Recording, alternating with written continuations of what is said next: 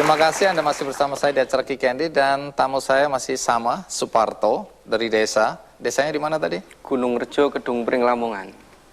Naik apa ke sana itu ya? Jalan kaki bisa, naik motor juga bisa. Iya, sampai itu ya? Iya, sampai. Iya. Baik, menarik karena Anda kan setelah lulus sebenarnya sudah bekerja. Bahkan sudah 1 tahun dengan gaji yang bagus, kemudian karir yang bagus. Ketika Anda pulang ke kampung dan memutuskan untuk meninggalkan pekerjaan di kota, orang-orang di desa Anda menertawakan Anda. Kenapa? Ya dianggap aneh aja, sarjana kok rodok gendeng be gitu. Tapi Anda nggak gendeng ya? Ya mungkin bisa dibilang gitu juga kali ya. Oh kalau gitu Anda silakan pulang. Ya, jadi orang menganggap Anda gila karena meninggalkan pekerjaan di kota. Mereka saya dengar bahkan bilang sekolah tinggi-tinggi di kota, pulang-pulang beternak sama seperti mereka. Nah, bagaimana reaksi orang tua? Saya dengar orang tua juga malu ya? Iya, jadi pada saat saya memutuskan untuk kembali ke desa setelah saya bekerja di perusahaan swasta, pada saat itu yang sudah dapat fasilitas agak lumayan, orang-orang menganggap saya itu senewen beli gitu. Tapi ya gimana lagi, saya merasa terpanggil gini Bang. Jadi saya ingin merubah pola cara petani peternak yang selama ini itu income-nya kurang sehingga tidak bisa menyekolahkan anaknya seperti sampai sarjana. Saya ingin membuat usaha para petani peternak itu terangkat gitu. Tapi saya dengar orang tua tetap kecewa karena dia ingin agar setelah anaknya lulus ya sarjana itu mencari pekerjaan di kota dengan gaji yang besar. Jadi ketika Anda pulang, berapa lama Anda mampu menjelaskan apa yang Anda akan lakukan ini kepada masyarakat dan orang tua? Jadi saya menjelaskannya pakai bukti. Jadi saya yakin dengan usaha peternakan yang saya mulai, dengan adanya dikasih ilmu dan teknologi yang sudah saya dapatkan di perguruan tinggi akan berbeda.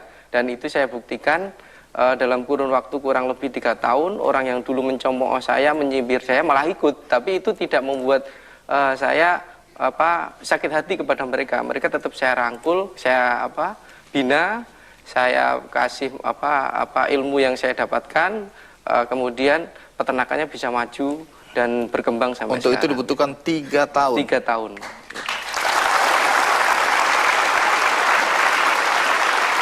Omong-omong ketika pertama kali beternak ayam, modalnya dari mana? Modalnya 500 ekor itu saya dapatkan dari gaji di perusahaan itu selama 1 tahun, celengan itu tabungan, kemudian jual sepeda motor sisa waktu kuliah. Saya punya sepeda motor 1, kenang-kenangan saya jual karena memang tabungan dari gaji di perusahaan itu belum cukup untuk modal awal. Jadi kalau hari itu peternakannya gagal, Anda miskin sekarang ini ya? Udah nggak punya apa-apa, motor tinggal 1 itu pun Anda jual? Saya jual gitu. Kenapa begitu nekat? Kenapa Anda begitu yakin bahwa Anda akan berhasil?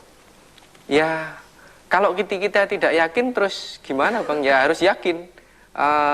Terus dengan keyakinan itu dan kerja keras, saya yakin juga dan disertai dengan doa, insya Allah bisa. Gitu. Ya.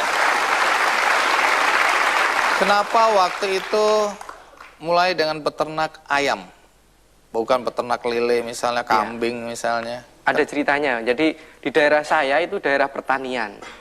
Pertanian yang menghasilkan jagung sama padi.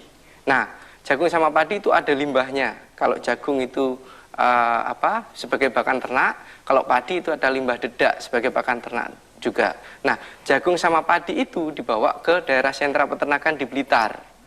Nah, setelah jadi telur di Blitar, telurnya dibawa ke tempat saya. Nah, dari situ saya yakin kalau saya mampu memproduksi telur di tempat saya sendiri akan lebih efisien. Nah, harganya kan lebih mahal di tempat saya telurnya, tapi biaya pakannya lebih murah di tempat saya. Itu yang membuat saya yakin usaha peternakan petelur pilihan pertama yang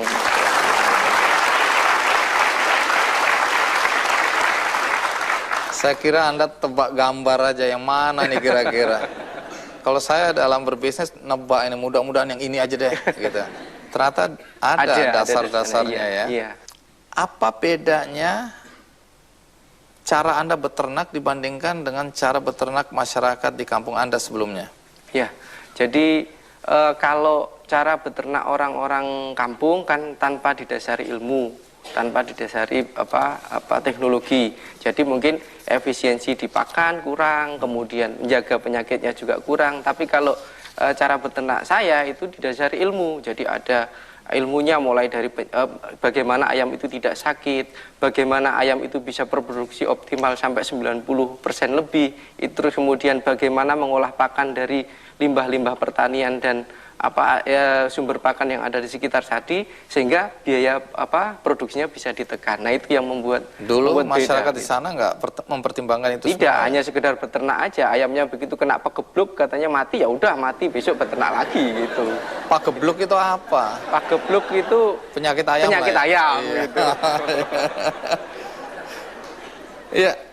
Saya dengar Anda bukan saja mengajari masyarakat desa Anda beternak dengan cara yang lebih ilmiah, tapi juga bagaimana memasarkan. Ya. Jadi dari hulu sampai hilir Anda ajarkan. Betul. Apa yang Anda ajarkan? Jadi gini, bukan mengajarkan sih sebenarnya, cuman mencari solusi. Kebetulan usaha pertanian, peternakan itu, kelemahan petani peternak kita adalah menjualnya.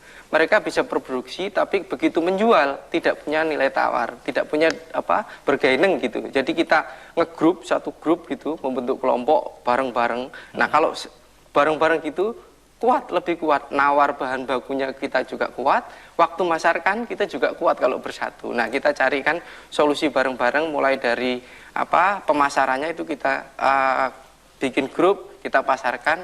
Bahkan untuk sapi kami masuk ke Jakarta, Lampung, Jawa Barat, sekitar Jabodetabek ini bersama-sama seperti itu, Pak. Padahal dulu kalau saya tidak salah dengar, petani di sana tanda kutip dimanfaatkan oleh makelar ya. Jadi beli dengan harga yang relatif murah, kemudian jualnya mahal.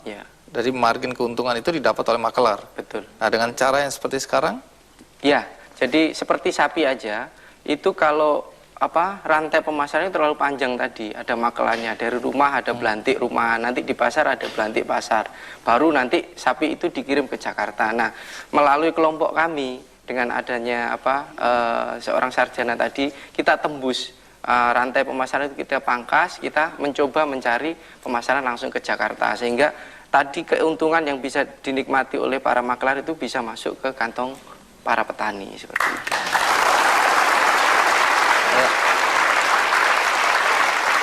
Menarik ya. Kalau tadi ayam telurnya udah berapa banyak? Produksi per hari satu kelompok sudah hampir 30 ton per hari.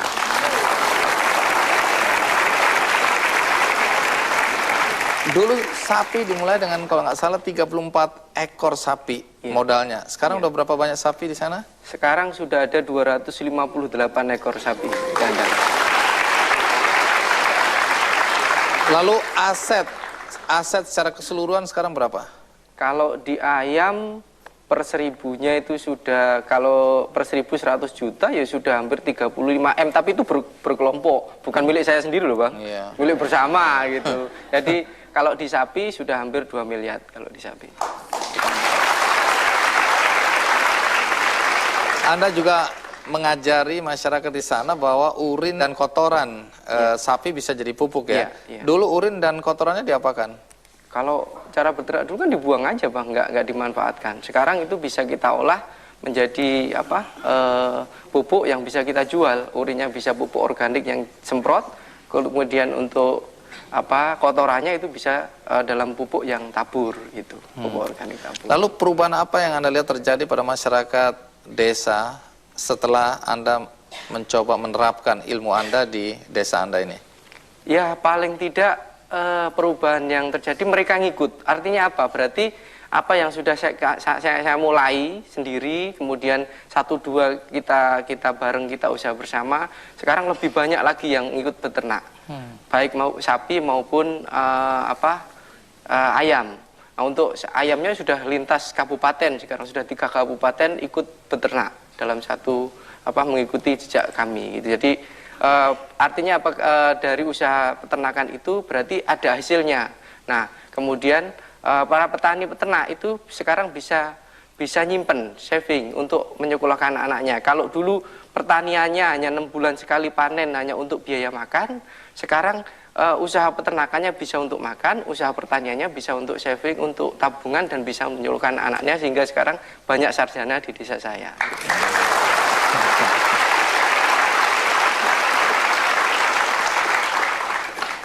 Iya, menarik karena dulu Anda sarjana satu-satunya, tapi dengan cerita Anda bahwa sekarang sudah banyak sarjana di desa Anda, berarti tingkat kesejahteraan sudah meningkat. Apa harapan Anda terhadap kegiatan yang Anda lakukan ini bagi masyarakat di desa Anda dan mungkin di desa-desa lain di Indonesia? Ya, kepada pemuda di Indonesia, jangan takut kembali ke desa, membangun desanya. Usaha pertanian atau usaha-usaha yang ada di desa itu sangat potensial dan mungkin tidak kalah kalau dalam segi penghasilan daripada di kota. Gitu. Jadi istilahnya rezeki desa. Istilahnya. Ya, istilahnya apa? Istilahnya itu jangan takut berusaha di desa pun banyak potensi yang bisa dikembangkan gitu. Dan iya. Baik, Mas Suparto, terima kasih ya. Anda sudah hadir berbagi dan kita bangga juga bahwa ada orang desa belajar di kota kemudian menerapkan ilmunya di desa. Nah, mudah-mudahan apa yang Anda lakukan diikuti oleh anak-anak muda di Indonesia. Baik, tamu saya berikutnya adalah anak muda yang merasa khawatir dengan semakin menyempitnya lahan pertanian. Untuk itu dia terjun langsung ke sawah. Siapa dia dan apa yang dia lakukan? Saya akan segera